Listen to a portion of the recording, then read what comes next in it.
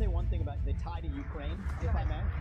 So foreign policy experience is not the same as foreign policy wisdom. I want everybody at home to know that I was the first person to say we need a reasonable peace deal in Ukraine.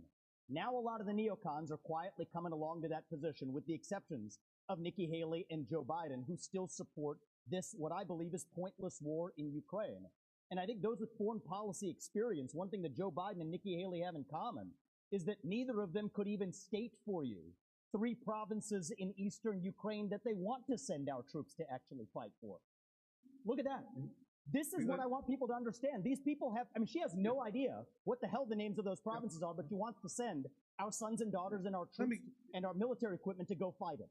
So reject this myth that they've been selling you, that somebody had a cup of coffee stint at the UN and then makes $8 million after, has real foreign policy experience. It takes an outsider to see this through. Look at the blank expression. She doesn't know the names of the provinces that she wants to actually fight for. And there's her puppet masters right there. The donors right there that are playing her like the puppet masters. Hold on. Well. Did you see her facial reaction in that she clearly does not know where she's sending her money to, Micah? She does not. That's one of the biggest problems that we see is we got neocons running for the presidency. To me, that's probably the biggest threat that we have right there is Nikki Haley, Chris Christie, and in some ways Ron DeSanctimonious, as Trump likes to say. They all want to send us to war. I'm not going. I'm not fighting their wars. I'm not protecting the opium fields. I'm not protecting Israel. I'm not looking into Zelensky's interests. I'm American. Dude, Vivek was on fire last night. Totally smoked Nikki Haley and the rest of them. Made Chris Christie look silly. Made Nikki Haley look silly. And then Ron DeSantis was okay a little bit, but, his charisma's not very good. He when he smiles, he kind of looks like he's frowning. But yeah, it's good to see that these neocon establishments, I think, are starting to burn and crumble, and I think that's what the American people want, and that's what the American people not only want but truly need. And I don't see it any other way. We cannot afford another foreign war to last for a long time.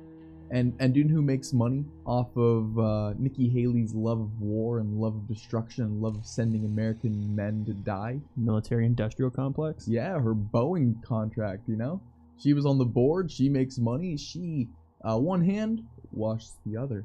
That is the way that right now the American political game has worked is, hey, I was governor and then I was UN ambassador and now I'm making a lot of money lobbying for... Yeah. It's crazy, man. They make so much money off of these military contractors, and I give props to Vivek because this is like no other debate. I've been watching debates for, we're on the younger side here. We're a younger generation, and I think I started watching my first debate in 2008. Okay, but you've never seen somebody just go so hard and attack. It's always just been bland, boring policy debate, and it's like. They're just the same side, really. Same side of the coin here. But Vivek is literally calling out all of the hypocrisy, and we're going to get into it today. So I'm glad to be here. Let's get into the show today. It is BasedCast 70. It's going to be the fastest hour on the internet today. It goes by quick. So we're going to be getting to that. Tyler Swift is Time Person of the Year. Thank God it's time. Yes. 15-minute cities. New York City might be one of the first. And then we're also going to get into some old documents from the 70s and break it down and seeing how it's being pushed into society today. So thanks for being here. Like, subscribe, and let's go.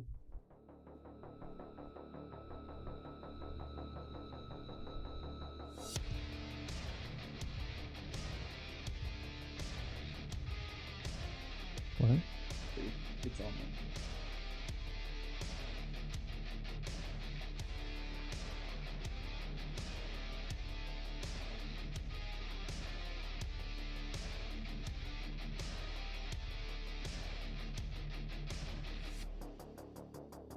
All right. Well, I'm excited to get into it today. This is going to be great because, Vivek, I still have questions about him. Would you say you do too? I mean, like I said, he says what you want to say, but he's really made himself a name in the private sector. I mean, he's probably a 9-figure dude, 8-9-figure dude in the private sector.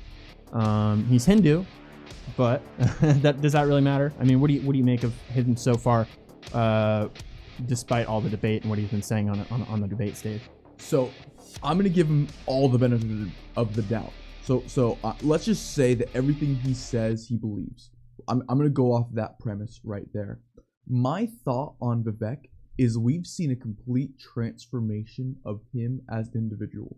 From each debate, he's completely transformed when he understands how the game works. Remember, he launched his campaign through a viral TikTok as well as Instagram marketing team.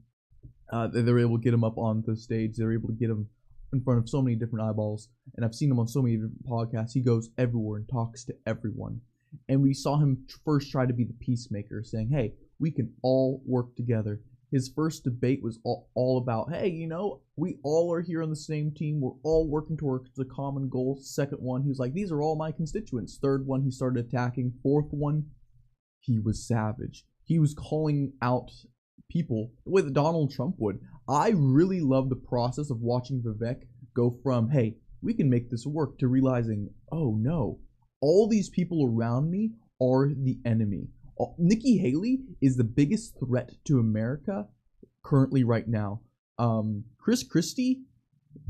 No, we can't have another Chris Christie, or like, he's basically George Bush, just fatter. Like, yeah, way fatter. I mean, he shouldn't even be able to run because he's so fat. He can't run. I'm serious. Like, dude, it's a national security risk, dude. What if he has a heart attack?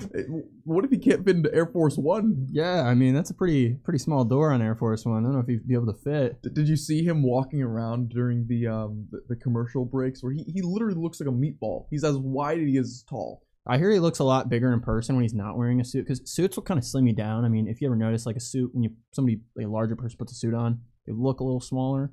But apparently in person, he's a very large individual. I've actually seen Chris Christie in person. Interesting. He was visiting the San Diego Zoo one day while I was there, and he was escorted by a couple security guards. I had no idea who he was, but he was pointed out, and I remember just thinking, fat guy.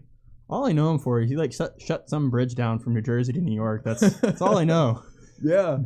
No, we know a little bit more than him. He is definitely not pro-Trump. I mean, we're on the Trump side here because he's one, truly speaking out against the establishment. Don't agree with everything Trump says, but that's one of the biggest reasons we're not into Christie. But I want to get into what Vivek says and the 5 best videos that he had yesterday, calling out the neocons. Whether you're for Vivek or whether you're for Vivek or not, the point is he's calling out the neocon establishment, and I think he's doing it in almost as good as Trump, maybe if not a little bit better. What do you think of that?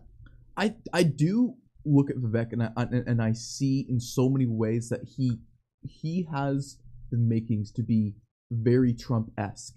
I really like the fact that he's Trump but eloquent.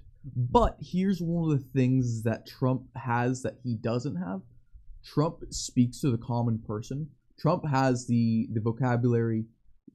As we know, Trump is very smart. But at the same time, Trump doesn't speak very clearly and eloquently as Vivek does.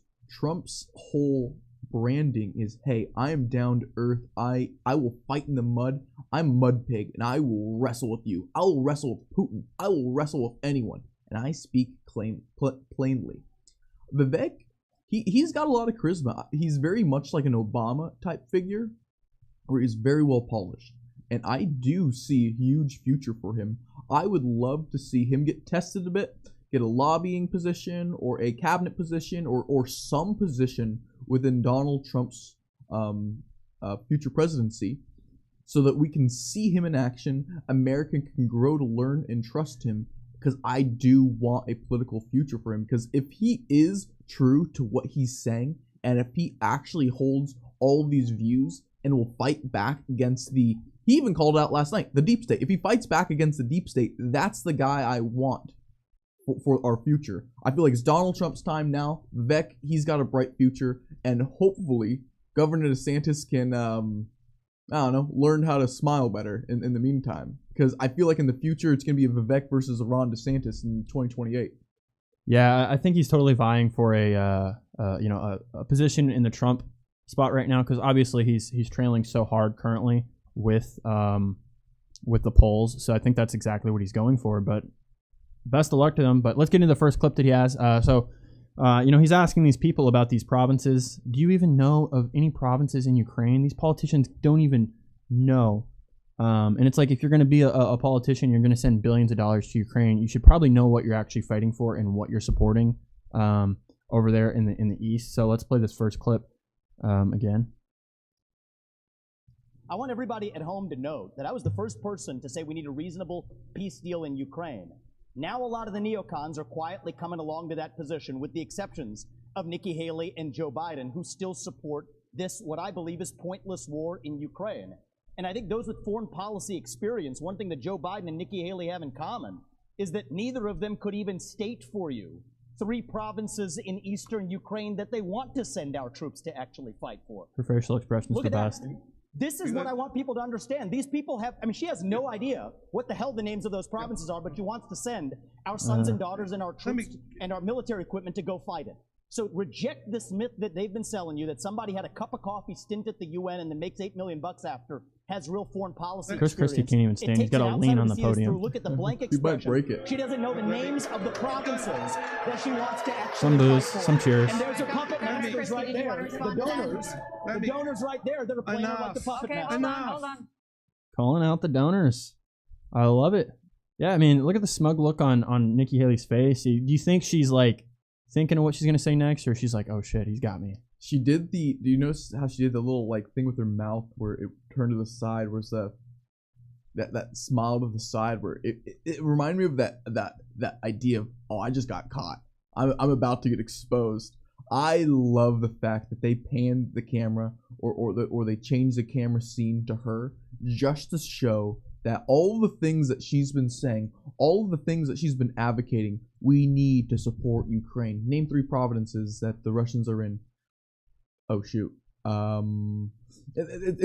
It's clear to see that they're backed by people who want military to be spending countless dollars in Ukraine. They want more billions to be flooded into Ukraine. They want us to be selling more Patriot missiles and more Stingers and more Javelin rockets. All these companies make so much money.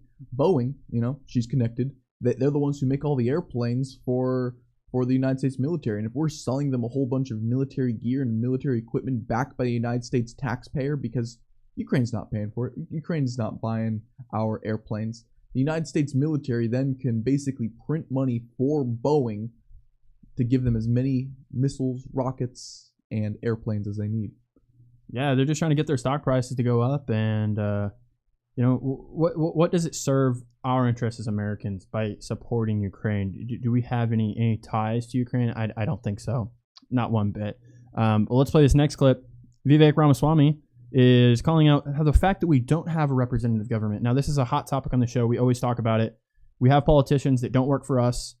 They work for themselves, and they work for their stock prices, and they work for their, all their corrupt business dealings. Let's hear what he has to say on this one. Here's the dirty little secret in American politics today. The people who we elect to run the government are not the ones who are even actually that are writing regulations that Congress never gave them the authority to write. And the good news is a U.S. president can absolutely fix that. That takes a U.S. president with a spine. So what I've said is in my administration, by the end of year 1, we will have a 75% reduction in the number of federal bureaucrats. We will shut down government agencies that should not exist. We will rescind any regulation that fails the test of West Virginia versus EPA, which is the most important Supreme Court case of our lifetime, that said if Congress didn't delegate that to an administrative agency, then it's unconstitutional. Here's the dirty little secret in American politics. They said it best. We got to get back to the Constitution. Corporations run this country. They're basically, foreign agents, acting as foreign agents, and they're not doing what's in the best interest of the American people. They sell us out left and right, and that's what we get. I'm 100% on his side when it comes to that. There's so many different ways. We talk about the FBI using extrajudicial measures in order to imprison people and frame people. The EPA they have more power and more control over America than most Congress does.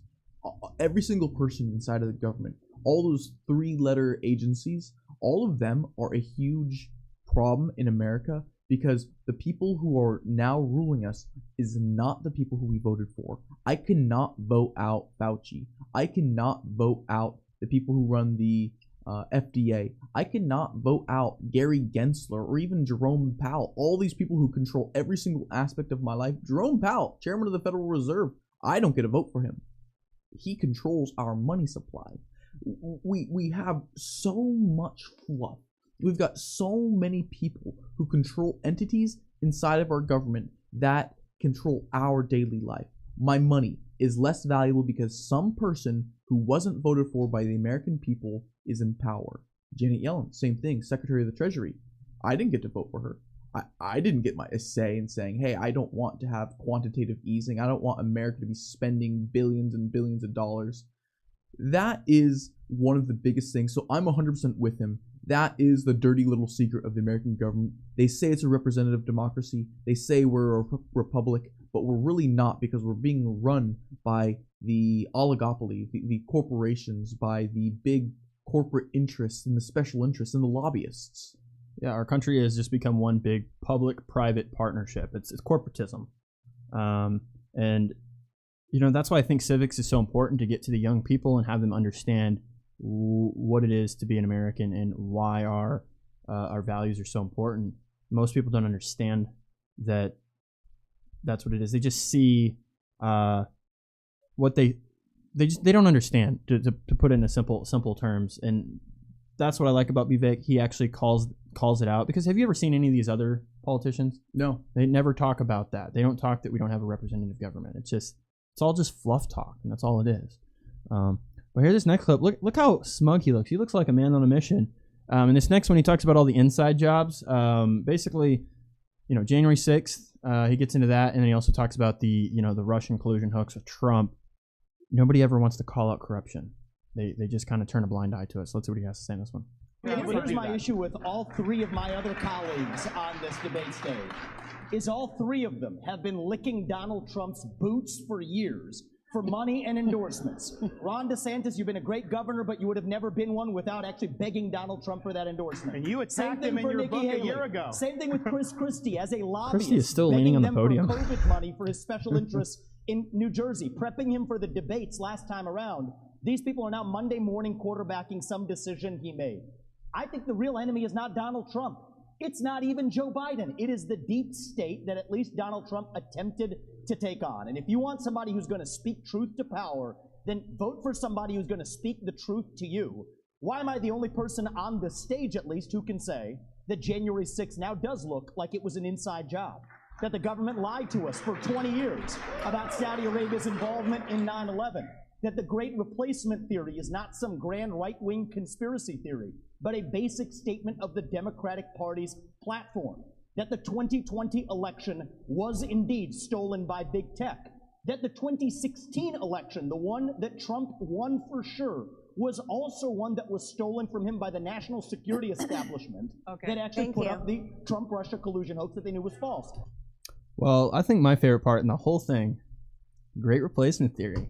You know, we always been told that it was a conspiracy theory, that they're trying to replace, the average American, the white men. And have you ever heard a candidate call that out ever? Never.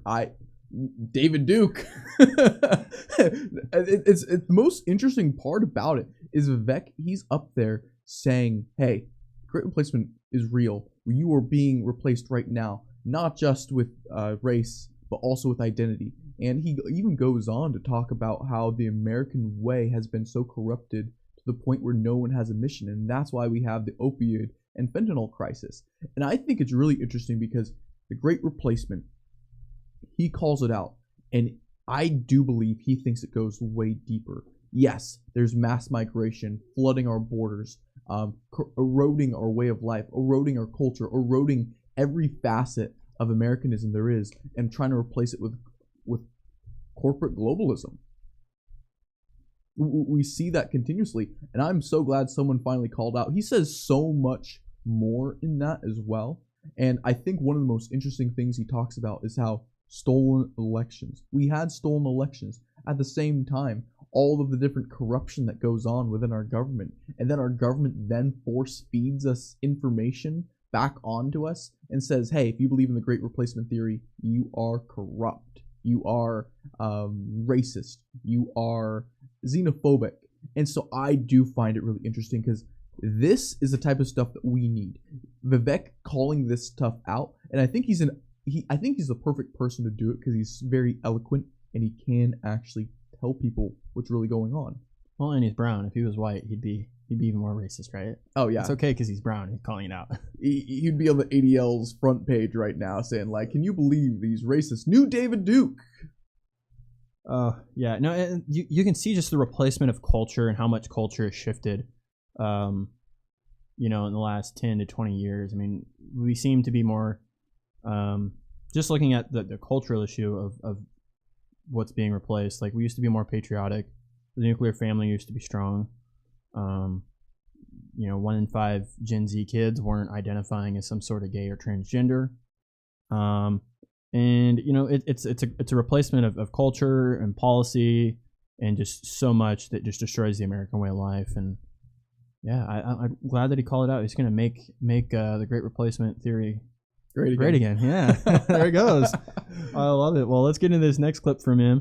I'll go back a page here. Light ad talking about how she would kick in heels. At the first debate, she said that only a woman can get this job done. That's what she said. After the third debate, when I criticized Ronna McDaniel after 5 failed years of leadership of this party, and criticized Nikki for her corrupt foreign dealings as a military contractor, she said that I have a woman problem. Nikki, I don't have a woman problem. You have a corruption problem. And I think that that's what people need to know. Nikki is corrupt. This is a woman who will send your kids to die so she can buy a bigger house. This is the problem. Using identity politics more effectively than Kamala Harris is a form of intellectual fraud. And it actually needs to end. There's our donor puppet masters wielding their puppet right up here tonight. This is how this game is played. The puppet masters put up their puppet, and I reject the use of identity politics in this party. It has been a cancer coming from the left, and I'm sick and tired of the double standards the people of this country are too. Having 2 X chromosomes does not immunize you from criticism. Thank you. Yeah, dude, well said. I mean, those are the best notes I've ever seen for a debate. It's all you have to have. Do you think he actually had notes? Do you think this is all coming off the top of his head? I think he's smart enough to be able to just pull from his just memory, because he's a tech almost billionaire. He has the ability to manage so much information in his brain. And I do find it amazing that he's calling out Nikki Haley. One of the biggest things that we saw is, I would say, the establishment has been backing Nikki Haley more than anyone else. Why? It's because she's ready to print money for them. I am so happy that he's calling people out like that. Do you remember in 2016 when Donald Trump called out Jeb Bush and the crowd starts booing, and he says these are all of his donors, all the donors. I couldn't get any tickets because all of his people grabbed him up, and that's why they're booing me. That is very reminiscent of that moment, and I love seeing it because finally, we finally have someone calling out the corruption just as much as Donald Trump did. That's one of the reasons why I have high hopes for him. I want to see him have a bright future. I want to see him go further, because Nikki Haley is corrupt. Chris Christie is a grifter. Ron DeSantis, even though I like Ron DeSantis, I want to see him get some charisma training. I want to see him learn how to do a little bit better. Just doesn't have it. I think the only person that we saw up there who was worth anything was Vivek. Vivek had what it took to be president last night.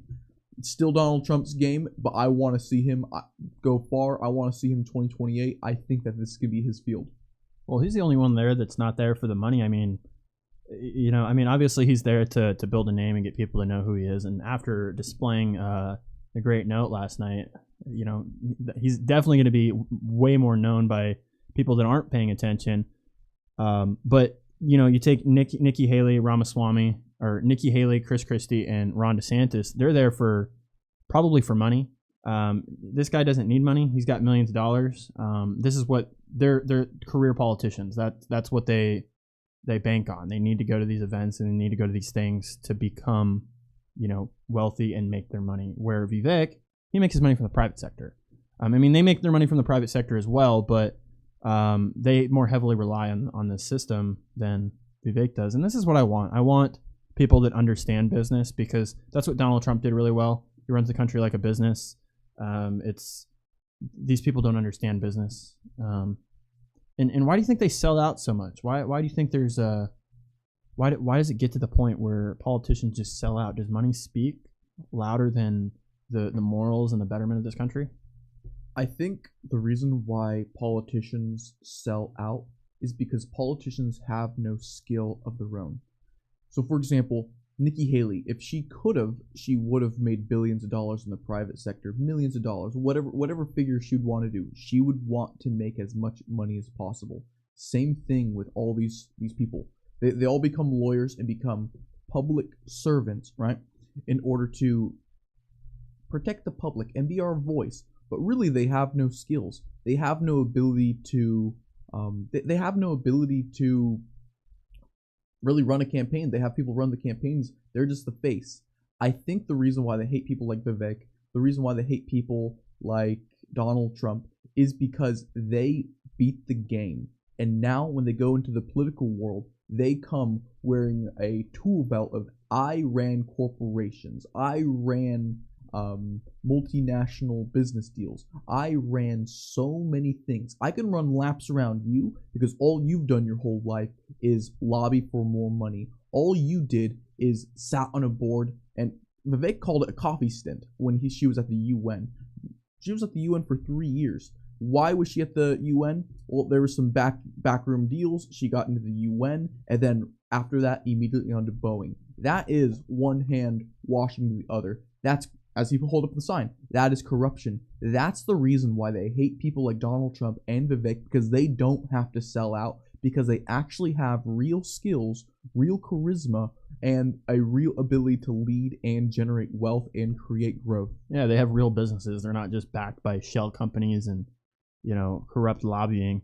And I think that's what we should maybe change it to. Like, if you don't have a certain amount of net worth, if you can't make money in the private sector, if you make all your money through the public sector, through insider trading, get the hell out.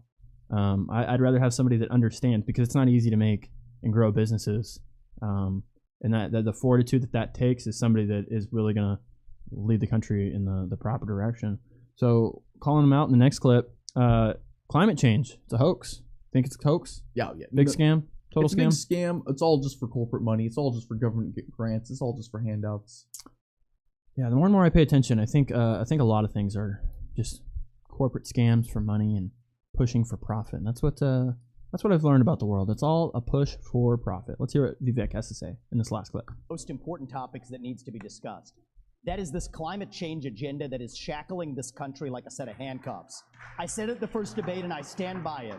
The climate change agenda is a hoax because it has nothing to do with the climate. That's what we have to see. 98% reduction in the climate disaster-related deaths in the last century. 8 times as many people are going to die of cold temperatures this year than warm ones. Yet against that backdrop, there's an issue coming up in Iowa. It's core to Iowa farmers. I met Kim Junker, Kathy Stockdale, and other farmers who are about to have a carbon capture pipeline built across their land using eminent domain to do it. That's unconstitutional and it's wrong. And if you thought COVID was bad, what's coming with this climate agenda is far worse. We should not be bending the knee to this new religion. That is what it is. It is a substitute for a modern religion. We are flogging ourselves and losing our modern way of life, bowing to this new god of climate, and that will end on my watch. Thank you. He says it best. It's apparatus for control. They're going to use the what they call the Hegelian dialectic, the problem, reaction, solution with the whole climate change, and they're doing it very well, actually. I mean, you see all these people damaging property, damaging art, going to the streets. It's not as prevalent here in the United States, but you go to Europe, it's a common thing to see, and people are bowing down to this narrative when you have so much science that goes against it. I mean, I would say you probably have like more than 50%, if not 50% of scientists that don't agree with it, but it's the top-down control of the institutions that get to control the narrative and get to control what actually happens.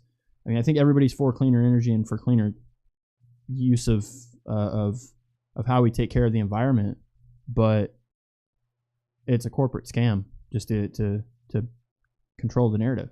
Yeah. That's one of the things is he calls it a new religion, and I do agree with the fact that they are using climate change as that. One of our next stories is going to go into Time Person of the Year, and couple years ago they had Greta Thunberg 2019 as Time Person of the Year because she's promoting she's like the new pope. She's the new pope of the climate hoax.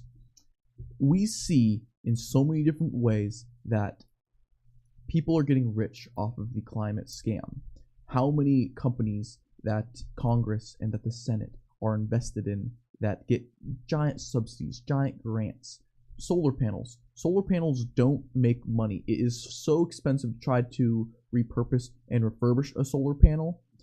But the reason why they exist is because there's so many government grants. The same thing with the same thing with renewable energy such as wind. Wind is a bird killing machine. Also, it is the most expensive energy around, as well as the materials needed to make it is also some of the dirtiest.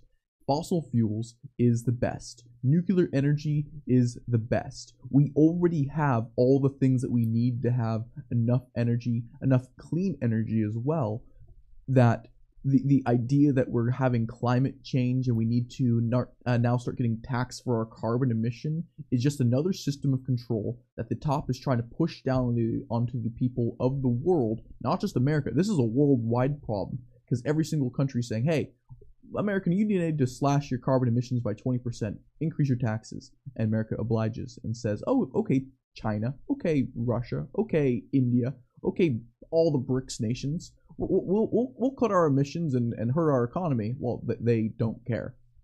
It's a system of control that we need to break away from, stop listening to, and start actually thinking for ourselves and realizing, stop being propagandized. You know, if obviously Donald Trump, first thing he's actually going to do is shut the border down. Second thing he's probably going to do is start drilling and start bringing back energy production here to the United States, and stop selling it all off to other countries. But drill, baby, drill. Drill, baby, drill is correct. And we see all these other alternative uses. They're not as efficient yet as oil and gas. Oil and gas is king. That's where we're at. I mean, we could get to a future where those things make sense. But for example, I mean, most of these charging stations with like electric vehicles are powered by fossil fuels. And like currently, I don't know, I did the math on it, but like really don't save that much money by driving an electric vehicle. I mean, it's like 16 cents a kilowatt, right? Is usually what the average kilowatt per charge is with an electric company here in the United States. You get like, I think you get like 100 kilowatts to charge. So if you break down the math, you're paying like you pay like $64 to fill the thing up, which like I pay like $40 or $50 to fill my thing up, if that.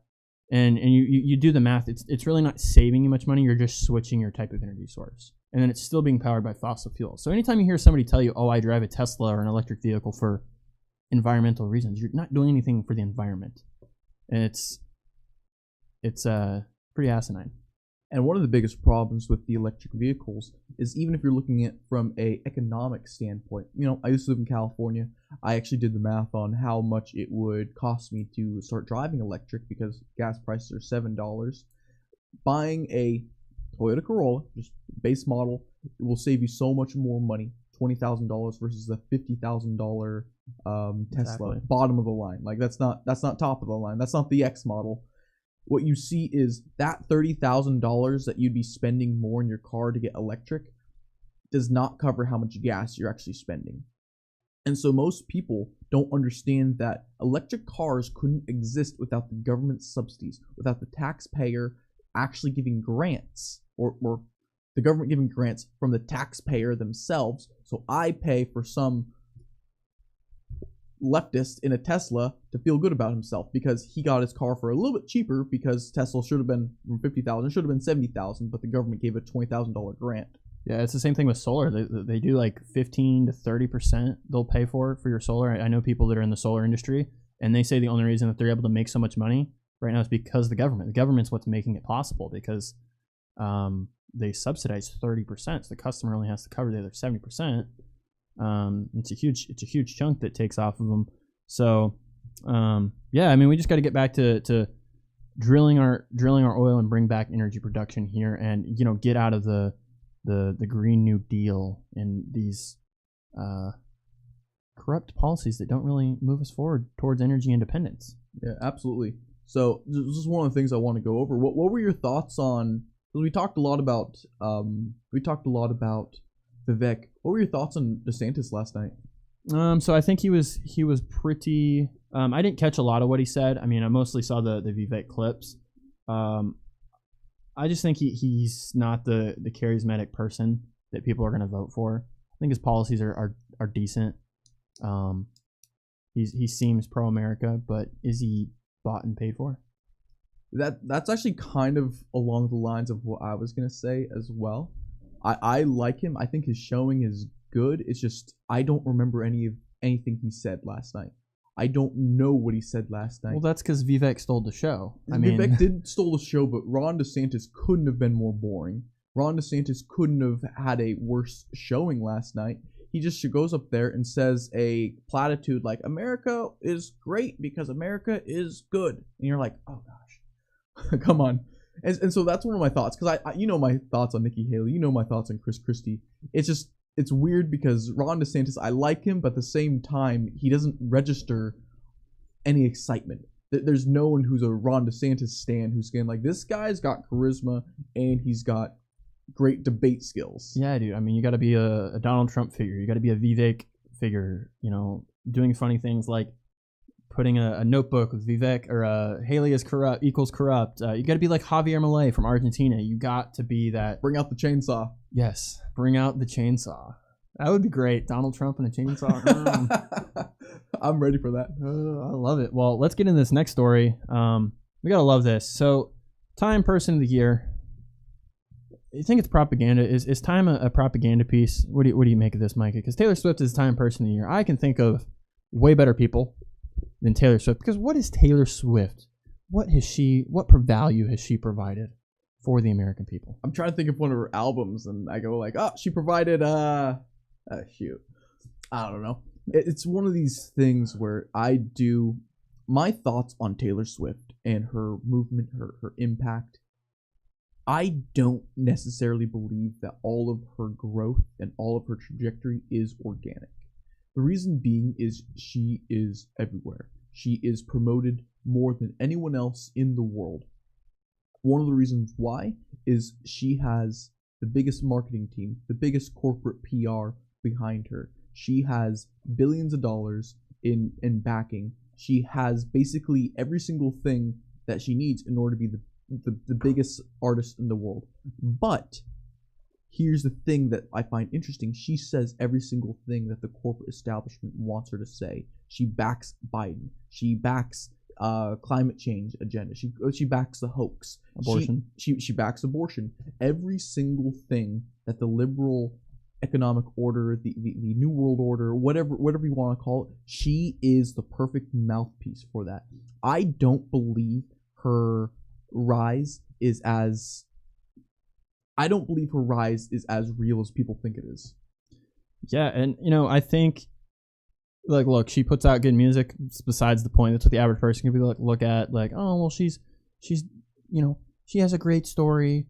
I was actually reading what some of the the sheep were saying about this whole thing. It's like, oh, she makes good music and she's had an amazing story, and she wasn't a really good musician when she started, and now she's just doing amazing and she's made it to the top, and how everyone cares about her Kelsey relationship, but she's taking big money. She even posts this on her Instagram story that Alex Soros in the Carlyle Group basically paid for the rights for her first 6 albums, gave her $330 million. That's a lot of money to be a shill for the New World Order and this massive corporatism. And she tells you all about it. And maybe the psyop is, maybe there's a psyop behind it. Maybe it's not her trying to, gather voters, because she has, according to Laura Loomer in this report, she did 40,000. She converted 40,000 people on Instagram to register as voters, which is also really interesting. But maybe the psyop isn't there. Maybe it's actually they're just trying to get her to become radicalized to go against Trump. I don't really know, but one of the things, you pull back up that one picture you just had there. One of the things I find really interesting is she's basically thanking Alex Soros and the Soros family. They seem like a great family, of course. It's interesting that they are doing a $330 million buyout of her music. She doesn't need to sell her music. That is a way for them to basically pay for her.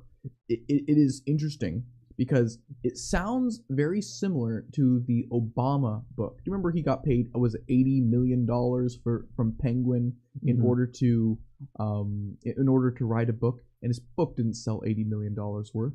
It's the same thing here. Is her music worth $330 million? Probably not, but at the same time, we see that the Soros family is backing Taylor Swift. I just think that's a very, very weird observation, and I think that people need to be worried about the music that they listen to, because where is it coming from? Is it coming from Soros-backed music artists? Like, musicians are now Soros-funded? That is where things get weird. Well, look who else they back. Alex Soros with Mr. Gavin Newsom. So, we see what type of politicians these people back. It's the liberal side of the left-leaning politics, and it kind of goes hand in hand. I mean, a lot of speculation with it. But I mean, the money never lies. We support Gavin Newsom heavily. They support Taylor Swift heavily with these deals because, why are they buying the rights to Taylor Swift's music? It's interesting. It is strange. And then on top of that, she gets lauded with all the praise and glory from, hey, you are now Time Person of the Year. Time says that you're the most important person in the world.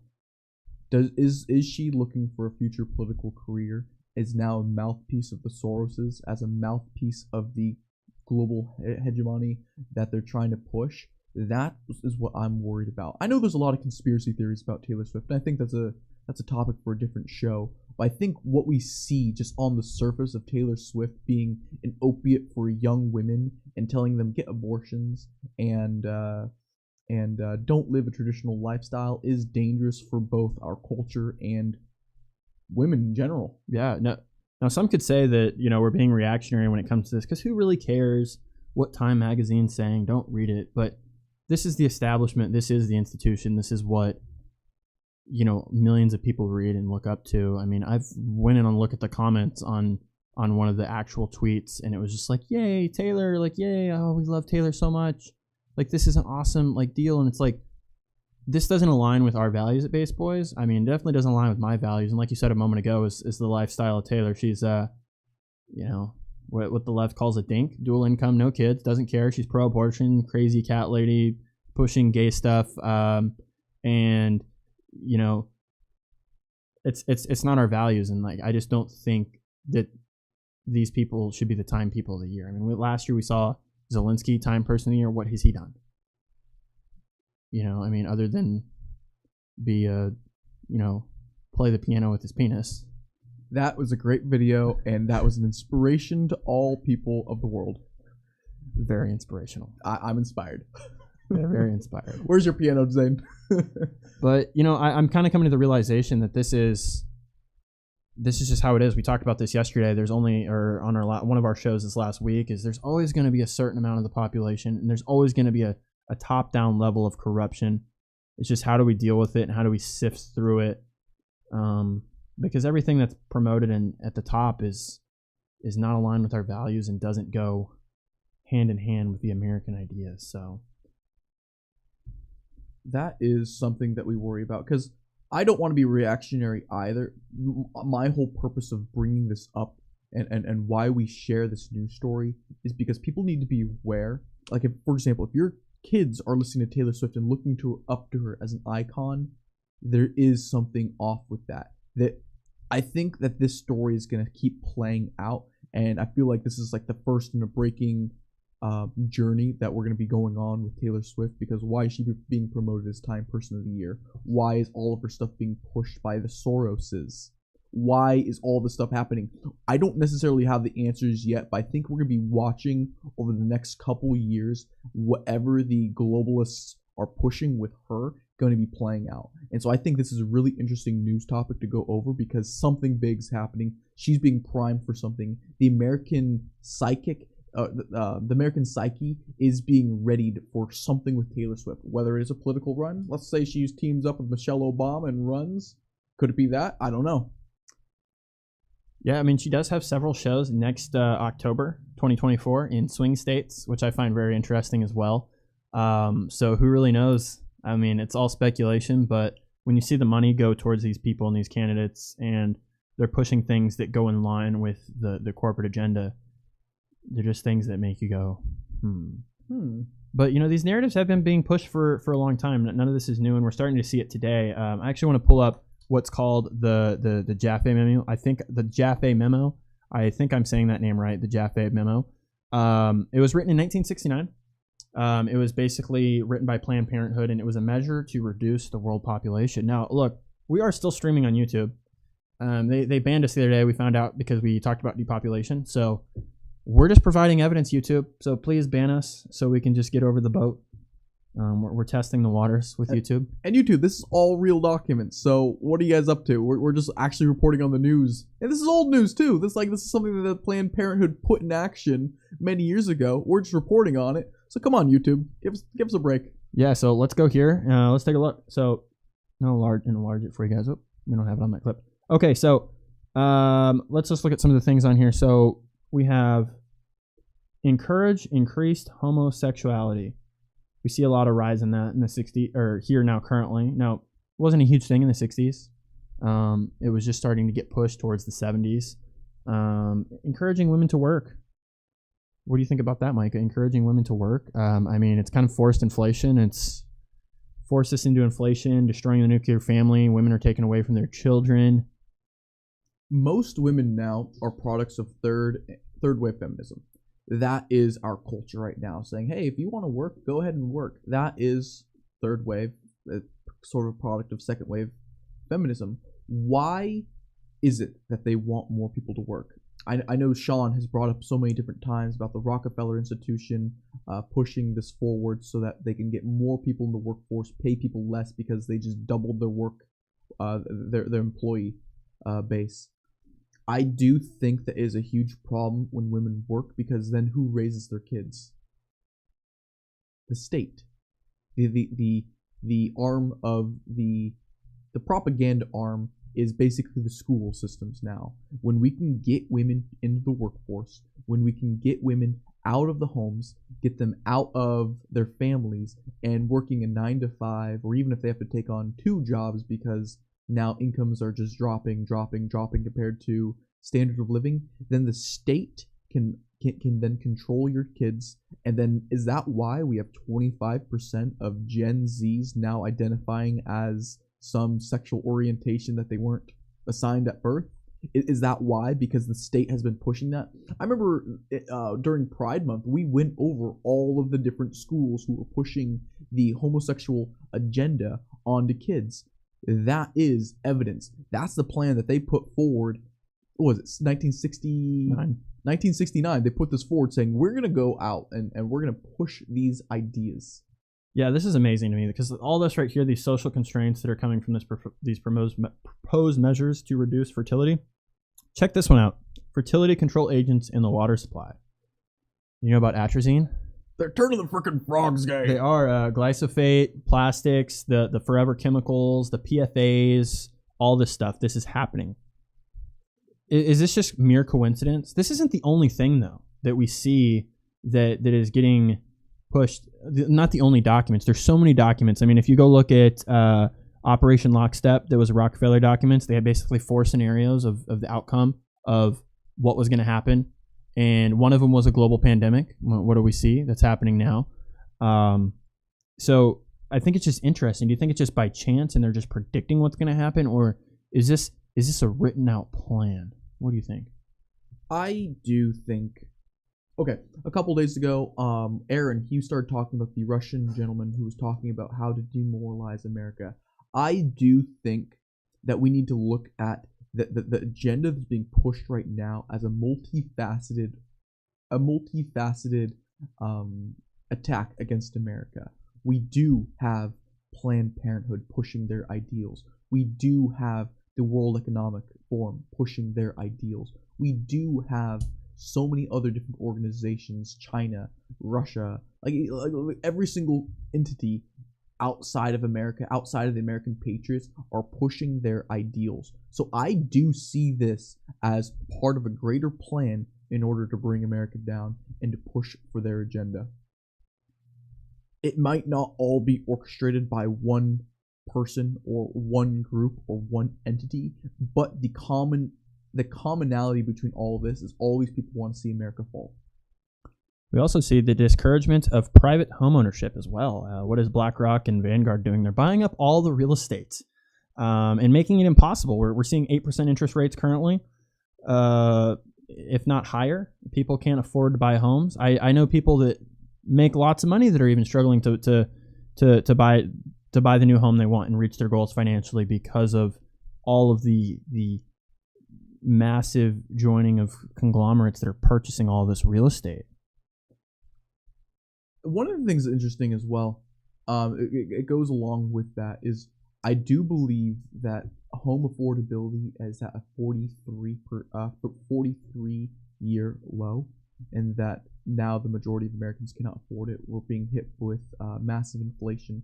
Remember, the government in the 90s took the housing and rent out of the CPI just so that our inflation numbers can look a lot better. Our inflation rate is way higher than even when it was at its peak, when it was at 9%. Our inflation numbers are way higher because they've taken and changed the way that we look at inflation, because they've taken housing out of it. That is a problem. We've allowed BlackRock, we've allowed Vanguard, we've allowed all of these entities to buy up as many single-family homes as they possibly can, and then rent them out, and then continuously raise rents every single year by 10%, so that American families can no longer afford to own a home. American families can no longer afford to live. And then we go back to, it forces women to leave their kids in the hands of the state. The free education. Remember, free education is great. Just leave your kids with the state. The state schools will take care of your kids. And then strip your kids, strip your families from their identity. Take out the morals, values, and ethics of your kids and replace them with the propaganda that the government wants them to have. We also see payments to encourage sterilization. If you go to Planned Parenthood, they will pay for it. That they will. Yeah. That they will. And it's just amazing to me that we see all of this being talked about in the late 60s and early 70s here, and it's just now being played out today. And there's just so many documents that you can go through. Like I referenced, Operation Lockstep is one of them. I believe there was a couple others too, but Operation Lockstep is one of the bigger ones, and then this one right here as well it's pretty interesting to see. Yeah, one last one that I want to go over is underneath the economic deterrence section. It says require women to work and provide few child care facilities. That I do find really interesting, because I know I've seen that for so many people, so many friends of mine who've been planning on having kids, trying to figure out, how can I afford a preschool? How can I afford a elementary school? They've been trying to find different childcare facilities, but the childcare facilities and all the prices continuously go up and up and up. It is harder and harder to have children because the cost of having a kid, I'm not saying it's nefarious, I'm just saying it keeps on going up. There is a connection there. This is Planned Parenthood's design, that they are trying to make it so that you can no longer afford to have kids, and then when you do have kids, all the free facilities are government agencies that will then indoctrinate your kids, fill their mind full of the homosexual agenda, say, hey, it's okay to be gay. Hey, if you ever feel weird in your body while you're going through puberty, that is because you were in the wrong body. Genital mutilation is a great tool for every single person who feels slightly strange. Every single person feels weird when they grow up. And so when our school systems, when our government even is pushing this propaganda, this dribble, this severely harmful ideology onto the people, it is a massive attack on the family and the family unit. Yeah, and why would they have to promote for reducing infertility? I mean, we see the numbers. I mean, you can look it up. We're definitely below the replacement level right now currently. And when we go on and we talk on YouTube about depopulation, hope you're listening, whether it's a human or AI. I hope they're just sitting behind the desk. Base boys, these bastards. You can't even present the data anymore. It just makes it true. They just don't. They keep it out in the open. They're not lying about it. It's there, whether it's happening intentionally or inadvertently. We're going down in population. And if we, let's go back to what Vivek said a little earlier. Great replacement theory. Great replacement theory. One of the things that YouTube and our systems do is they de-incentivize anyone to use their freedom of speech. For example, if I said the great replacement theory is real, the way that Vivek did, would there be ramifications for me in my business life? Would there be ramifications for me for my future? Probably. They're going to make it as painful as possible for me to express my freedom of speech. They're going to make it as difficult as possible so that I say, hey, I have freedom of speech, then say what you feel. No, I'm good. That's one of the biggest things. Have you ever seen those street interviews where they go to colleges and they say, hey, do you support this or that? And the guy's like, I don't want to answer that. I'm on here on scholarship.